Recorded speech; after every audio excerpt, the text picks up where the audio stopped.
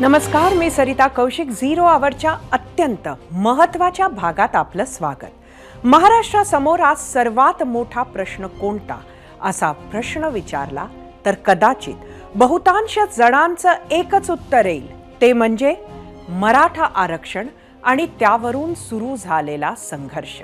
कारण बरोबर वर्षभरापूर्वी सुरू झालेलं मराठा आंदोलन आजही तितक्याच आक्रमकपणे सुरू आहे. त्यात आंदोलक मनोज जरांगेंनी 4 टप्प्यात उपोषण केले. ओबीसी नोंदींच्या तपासण्या सुरू झाल्या. त्याला उत्तर म्हणून ओबीसी समाजाकडूनही राज्यात आक्रमक आंदोलनं सुरू झाली. 2 समाजांमध्ये संघर्ष पेटला. मराठा आंदोलकांनी सत्ताधाऱ्यांसह विरोधकांनाही टार्गेट करायला सुरुवात केली.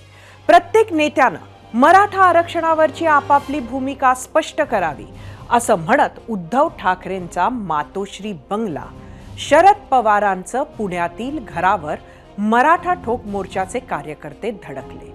आज आंदोलक रमेश केरे यांच्या नेतृत्वात कार्यकर्त्यांनी मोदी बागेत जाऊन शरद पवारांची भेट घेतली. त्यानंतर त्यांनी अनेक मागण्या माध्यमांसमोर ठेवल्यात, त्या पाहणार आहोतच. पण महत्त्वाचं हे की वर्षभरानंतरही हा संघर्ष शमला नाहीये. त्यासाठी महायुती सरकारनं नुकत्याच झालेल्या अधिवेशन काळात सर्वपक्षीय बैठकीचं आयोजन केलं. पण त्याचा फायदा झाला नाही, कारण बैठकीत विरोधक पोहोचलेच नाही.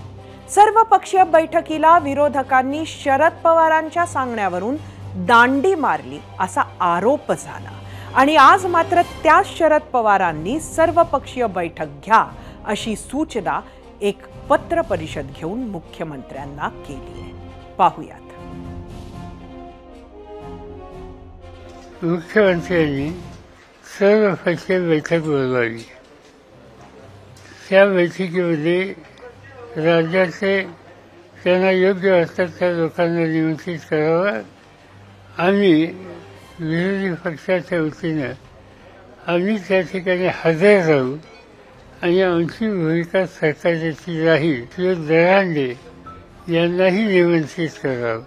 त्या ओबीसीचं नेतृत्व करणारे जे कोणी घटक असतील, त्याच्यात छगन भुजबळ असोत, त्यांचे अन्य सहकारी असोत, त्यांनाही निमंत्रित करावं आणि त्या संयुक्त बैठकीमध्ये आपण चर्चा करून यातनं मार्ग काढण्याच्या संबंधीची भूमिका घ्यावी. 50% वर आरक्षण द्यायचं हा अधिकार हा केंद्र सरकारकडे पार्लमेंटला आहे. आम्ही महाराष्ट्राचे घटक या बाबतीत कुठल्याही प्रकारचे राजकीय मतभेद न घेता केंद्र सरकारने याच्यात पुढाकार घ्यायची तयारी ठेवली तर आमचं पूर्ण सहकार्य हा जो काही बदल करायचा आहे त्यासाठी त्यांना राहील. राज्यातील वातावरण सध्या बिघडलंय. त्यामुळे आपण आत्ताच काळजी घेतली नाही तर पुढे काय होईल हे सांगता येणार नाही असं म्हणत शरद पवारांनी पर्याय सुचवला. आणि त्यावर आम्ही तुम्हाला प्रश्न विचारला होता. तो प्रश्न पाहण्यासाठी जाऊया आपल्या पोल सेंटरला. आजचा आपला प्रश्न बघूया. मुख्यमंत्र्यांनी जरांगे भुजबळांसह सर्वपक्षीय बैठक बोलवावी, मराठा धनगरसह सर्व आरक्षणावरही चर्चा करावी. शरद पवारांच्या मागणीशी सहमत आहात का? तुम्हाला सांगायचं होतं होय किंवा नाही.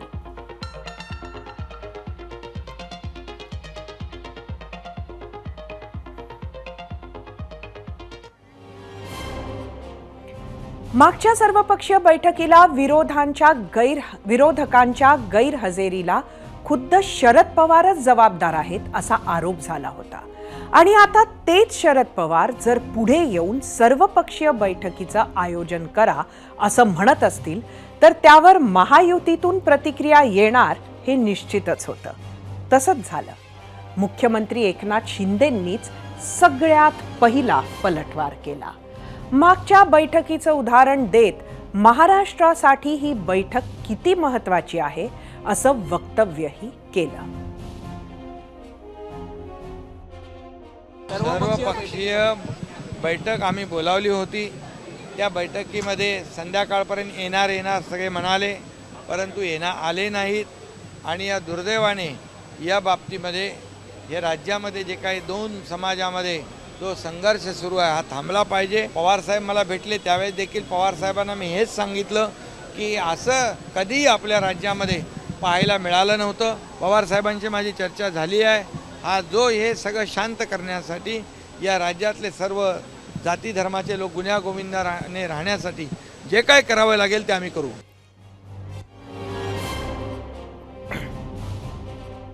दुसरीकडे शरद पवारांनी ज्या भुजबळांचा उल्लेख आपल्या वक्तव्यात केला होता त्याच छगन भुजबळांनीही शरद पवारांच्या सर्वपक्षीय बैठकीच्या मागणीचं स्वागत केलंय। इतकंच नाही तर भुजबळांनी एक पाऊल पुढे टाकत बैठकीवरून मुख्यमंत्र्यांना एक सल्लाही दिलाय।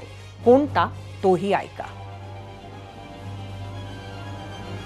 सन्माननीय पवार साहेबांनी जे स्टेटमेंट दिलं ते योग्य आहे आणि त्यासाठीच मी त्यांच्या घरी सुद्धा स्वतःहून गेलो होतो आणि आज त्यांनी जे सांगितलं की ठीक आहे की मुख्यमंत्र्यांना ते बोलणार आहेत आणि सर्वपक्षीय मीटिंग घ्या। मुख्यमंत्र्यांना सुद्धा मी सांगणार आहे की सर्वपक्षीय मीटिंग म्हणजे फारच मोजक्या लोकांची घ्यावी ज्याच्यामध्ये मोकळ्यापणानं सगळ्या पक्षाच्या नेत्यांना बोलता येईल। उगीच 50 आणि 25 आणि 100 लोक बोलून मग त्याला जे काही योग्य न्याय त्या मीटिंगला मिळत नाही, कारण प्रत्येकाच्या डोळ्यासमोर निवडणूक आहे। कोणीही कुठल्याही समाजाची दुश्मनी घ्यायला मागत नाही। सर्वपक्षीय बैठकीचा उल्लेख करत असताना शरद पवारांनी आणखी एक नाव घेतलं होतं, ते होतं मराठा आंदोलक मनोज जरांगेंचं। सर्वपक्षीय बैठकीच्या नावाखाली सत्ताधारी आणि विरोधकांचं नाटक सुरू आहे असं म्हणत मनोज जरांगेंनी शरद पवारांसह विरोधकांनाही टोला हाणला। तर तिकडे ओबीसी नेते प्राध्यापक लक्ष्मण हाकेंनी शरद पवारांच्या भूमिकेचं स्वागत केलंय। पाहूयात। हे मराठ्यांसाठी नाटक चालू आहे, हमेशा नाटक चालू आहे हमेशा। शरद पवारांवरती मग आपला विश्वास नाही का या भूमिकेवर? अरे काय यांचं चाललंय राव, एक म्हणतं विरोधी पक्ष येत नाही, एक म्हणतं सत्ताधारी येत नाही, हे आता किती दिवस चालणार आहे? छगन भुजबळ म्हणतायत की ओबीसी मध्ये आरक्षण देणं शक्यच नाही किंवा आरक्षणाची जी आहे मर्यादा ती वाढवणं देखील शक्य नाही, काय वाटतं? ते काय म्हणतात ओबीसीतून शक्य नाही म्हणतं, घरी सगळ्या स्वारीची शक्य नाही म्हणतं, घरीत कुणबी नोंदी रद्द करा म्हणतं, घरीत म्हणतं सगळ्या स्वारीची अंमलबजावणी रद्द करा। ते एकदम पागल झालेले, त्याचं मनावरच घेत नाहीत आम्ही। खरं तर सर्वपक्षीय नेत्यांची बैठक, ओबीसी आंदोलकांची आणि मराठा समाजाच्या आंदोलकांची बैठक मुख्यमंत्र्यांनी बोलवावी या शरदचंद्रजी पवारांचं मी थोड्या एक सर्टन लिमिटपर्यंत मी त्यांचं स्वागत करतो। गेल्या 2 वर्षापासून या महाराष्ट्रामध्ये सर्वपक्षीय बैठकांचा फार्स चालू आहे। आउटपुट तर काहीच होत नाही, आंदोलनं उभी राहतात, निवडणुका येतात जातात आणि आरक्षणाचा या वातावरणाचा फायदा अनेक पक्ष उचलतात। त्यामुळं या आरक्षणाकडं राजकीय अजेंडा म्हणून पाहू नये, तर कॉन्स्टिट्यूशनला काय अपेक्षित आहे या दृष्टिकोनातून या ओबीसीच्या आरक्षणाकडे पाहावं।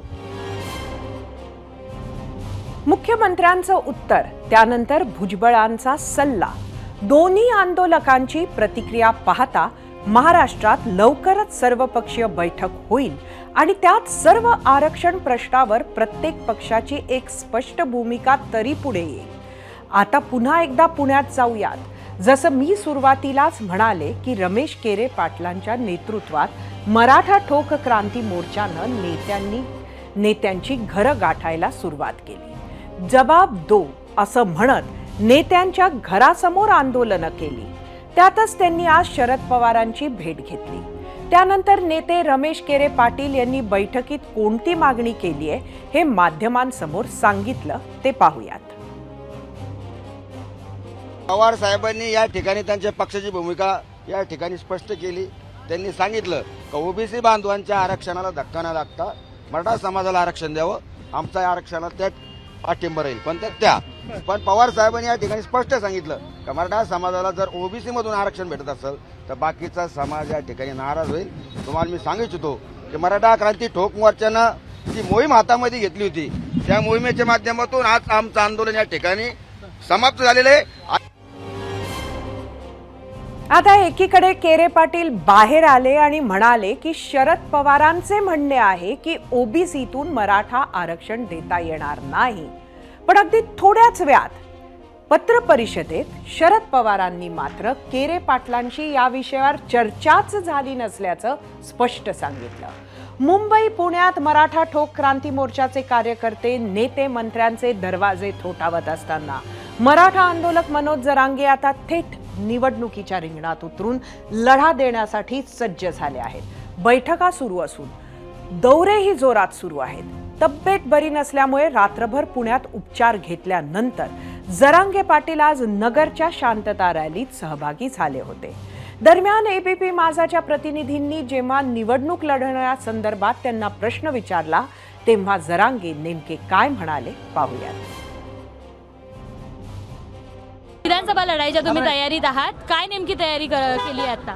29 तारखेला क्लिअर करतात ना, आता सांगायचं नसतं, राजकारणातले डाव सांगायचे. निर्णय झालाय का पण निवडणूक लढवण्याचा? 29ला फायनल होणार. निवडणुकीच्या तयारीचे डाव जरी मनात जरांगे पाटील सध्या उघड करत नसले तरी आता महायुतीकडून त्यांना टार्गेट करण्यात येत आहे. राष्ट्रवादीचे मंत्री आणि ओबीसी नेते छगन भुजबळ यांनी तर जरांगेंना थेट विधानसभा निवडणूक लढण्याचंच चॅलेंज दिलंय. तर जरांगे हे सतत भाजपवर टीका करतात पण महाविकास आघाडीवर बोलत नाहीत. ते फक्त राजकारण करत असल्याची टीका भाजप नेते नितेश राणेंनी केली आहे. आम्ही 288 उमेदवार उभे करू. अरे 88 तर उभे कर, 288 कुठून करतो? 288 मध्ये 8 तर निवडून आण, मैदानात ये, निवडणुका लढाव, हिंमत असेल तर. चॅलेंज आहे माझं, 288 उमेदवार उभे करून दाखव. काल परवा म्हणे त्याला बोलता बोलता भोवळ आले.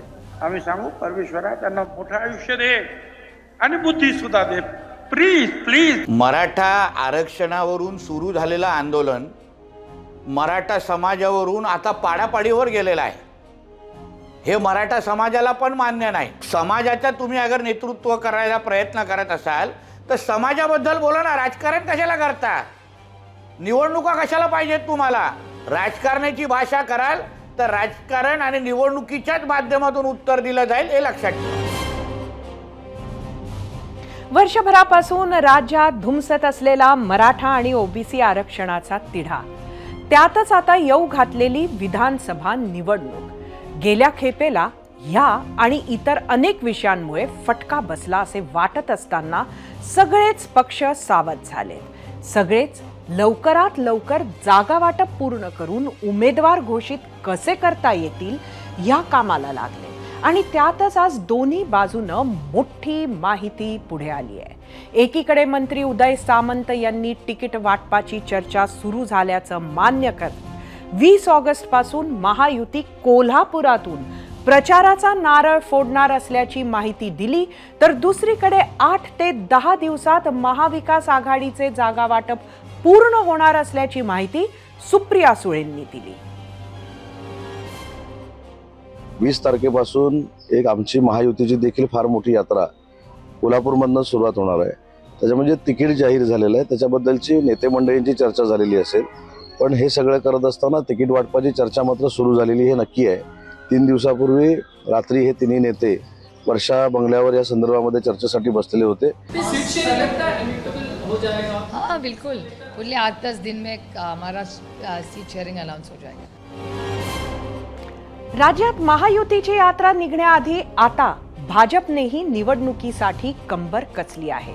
त्यातील सर्वात मोठी बातमी ही की कालच्या भाजपच्या कोर कमिटीत विधानसभेसाठी उपमुख्यमंत्री देवेंद्र फडणवीसांकडेच जागा निश्चित करण्याचा अधिकार दिला गेलाय. अगदी काही दिवस आधी राजीनामा देऊ इच्छिणारे फडणवीस आता मात्र विधानसभा निवडणुकीच्या परत एकदा केंद्रस्थानी आलेत. त्यातच 15 ऑगस्ट नंतर भाजपचे अनेक बडे नेते महाराष्ट्राच्या दौऱ्यावर येणार आहेत. 16 ऑगस्टला भाजप अध्यक्ष JP नड्डांचा साताऱ्यात जनसंवाद मेळावा असणार आहे. तर लोकसभा निवडणुकीत महायुतीला 10 लोकसभा मतदारसंघांपैकी फक्त 4 लोकसभा मतदारसंघात यश मिळालं होतं. त्यामुळे भाजपनं पश्चिम महाराष्ट्राकडे विशेष लक्ष दिल्याचं पाहायला मिळतंय. तर 16 ऑगस्ट ते 18 ऑगस्ट पर्यंत गृहमंत्री अमित शहा महाराष्ट्राचा दौरा करणार आहेत. दरम्यान आज भाजपचे महाराष्ट्र प्रभारी भूपेंद्र यादव, प्रदेशाध्यक्ष चंद्रशेखर बावनकुळे, महामंत्री संजय केनेकरांसह अनेक भाजप नेत्यांची मॅरेथॉन बैठक पार पडली. या बैठकीत JP नड्डा आणि अमित शहांच्या महाराष्ट्र दौऱ्यासंदर्भातील नियोजनाचा आढावा सुद्धा घेतला गेला. एकंदरीतच भाजप लोकसभेची निराशा बाजूला सारत जोरदार कामाला लागले. महायुतीतल्या आमच्या सर्व मित्रपक्षांबरोबर बैठका होतातच आहेत, पण विधानसभेच्या जागा निश्चितीकरणाचा फॉर्म्युला, निकष, जिंकण्याचं नियोजन आणि त्या आधारावर जागांचं वाटप, जागांची निश्चिती हा कार्यक्रम सुद्धा त्या ठिकाणी ठरलाय आणि त्याची सुरुवात माननीय देवेंद्रजींच्या नेतृत्वात त्यांना संपूर्ण अधिकार देऊन सुरू करण्याची भूमिका पक्षाने स्पष्ट केली. भाजपची तयारी जोरात सुरू असताना संघाच्या नागपूरमध्ये भाजप आणि काँग्रेसमध्ये पोस्टर वॉर रंगलाय. देवेंद्र फडणवीसांच्या दक्षिण पश्चिम नागपूरच्या मतदारसंघात भाजपच्या वतीनं फडणवीसांनी केलेल्या कामाचा लेखाजोखा पोस्टरच्या माध्यमातून मांडण्यात आलाय. फडणवीस यांनी महाराष्ट्राच्या चरणी वाहिलेल्या 53 सेवा अशा आशयाचे शेकडो पोस्टर्स लावण्यात आले, खास त्यांच्या 53व्या वाढदिवसाच्या निमित्तानं. त्यामध्ये रायगड पुनर्विकास निधी, बुलेट ट्रेन, समृद्धी महामार्ग, कोस्टल रोड, जलयुक्त शिवार, गृहमंत्री म्हणून नक्षलवाद्यांविरोधात भक्कम कारवाई अशा कामांचा उल्लेख आहे. आणि या पोस्टर विरोधात काँग्रेसनंही पोस्टरनं प्रश्न विचारायला सुरुवात केली. मुंबईची बुलेट ट्रेन गुजरातच्या विकासासाठी केली का? नागपूर आणि पुणे मेट्रोमध्ये स्थानिक तरुणांना नोकऱ्या देता का?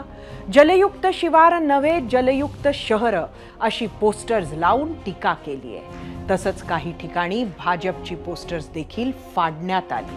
त्यामुळे नागपुरात सध्या निवडणुकीचं वातावरण तापल्याचं चित्र पाहायला मिळतंय.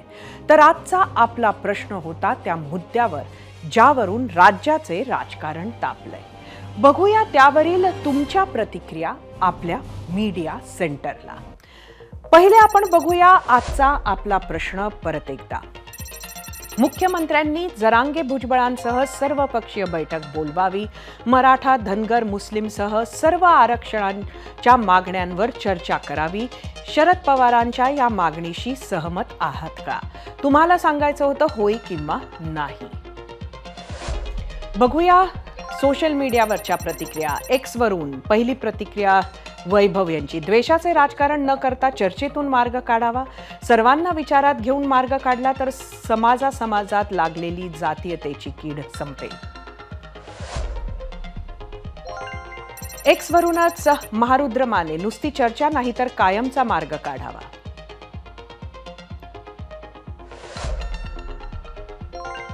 यूट्यूबवरून श्रीकांत शेवगावकर. एकत्र बैठक घेऊन सर्व आरक्षण बंद करा.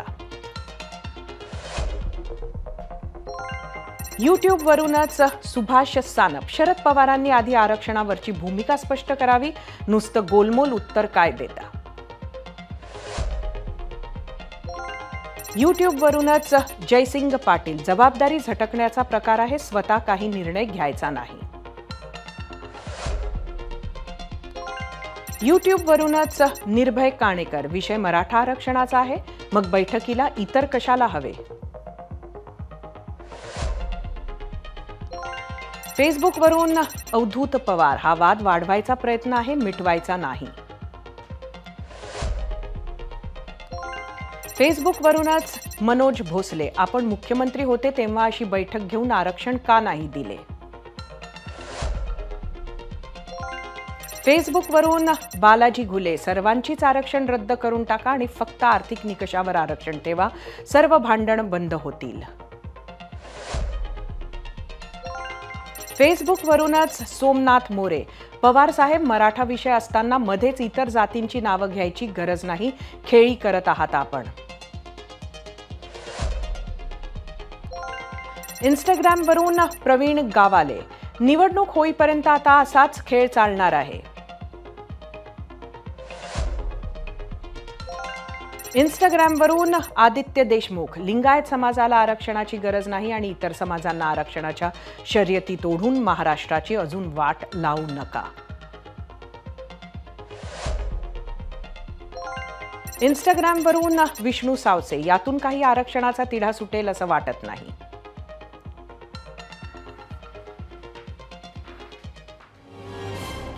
मराठा ओबीसी आरक्षणासंदर्भातल्या आरक्षणाच्या मुद्द्यावर आम्ही विचारलेल्या प्रश्नावर महाराष्ट्रानं दिलेला कौल पाहण्यासाठी जाऊया पोल सेंटरला. आजचा आपला प्रश्न परत एकदा बघूया.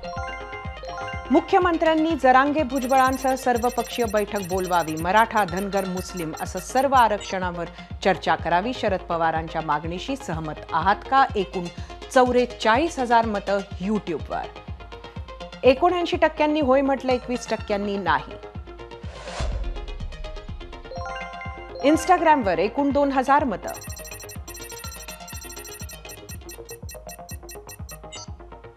%76 होय म्हटलंय, 24% नाही. फेसबुकवर 1,000 मतं.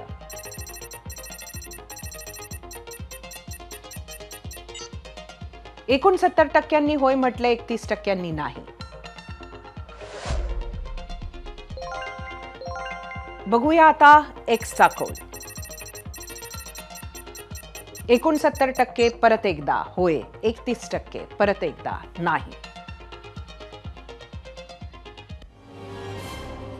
शरद पवारांनी दिलेला फॉर्म्युला रामबाण उपाय आहे या भ्रमात राहता येणार नाही.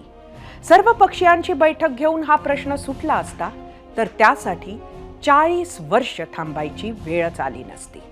मराठा आरक्षणाचं कोडं सोडवायचं कसं, हा वाटतो त्यापेक्षा गहन प्रश्न आहे. प्रत्येक राजकीय पक्षामधील विचारी, अनुभवी आणि ज्येष्ठ नेत्यांना त्यातील सामाजिक, राजकीय आणि कायदेशीर खाचखळगे माहिती आहेत. हा प्रश्न सोडवणं इतका सोपा असता तर या आधीच्या सरकारांनी कधीच सोडवला असता आणि वंचित, गरजवंत मराठा समाजाचे आशीर्वाद मिळवले असते. असा एकही राजकारणी नसेल किंवा एकही सरकार नसेल ज्यानं मराठा समाजाचा मसीहा बनण्याची आणि राजकीय लाभ मिळवण्याची अशी संधी सोडली असती. फडणवीस सरकारनं चेंडू गोलच्या जवळ अगदी डी मध्ये नेऊन ठेवला होताच, मात्र न्यायालयाच्या निकषांची भिंत त्याला ओलांडता आली नाही. त्यात श्रेयवाद हा सुद्धा एक अडथळा होताच. श्रेयवादाची लढाई नसती तर मुख्यमंत्री शिंदेंनी गेल्या महिन्यात बोलावलेल्या बैठकीला सगळ्या पक्षातील नेते पोहोचले असते. 2 घरं पुढे हा मुद्दा नेण्यासाठी प्रयत्न केले असते, पण तसं झालं नाही. त्यामुळे मी म्हणाले की हा प्रश्न वाटतो त्यापेक्षा गहन आहे. फक्त मतांच्या राजकारणावर डोळा न ठेवता अतिशय प्रामाणिकपणे हा प्रश्न सोडवायचा प्रयत्न आपले नेते करतील अशी आशा करूयात. एबीपी माझा, उघडा डोळे बघा नीट.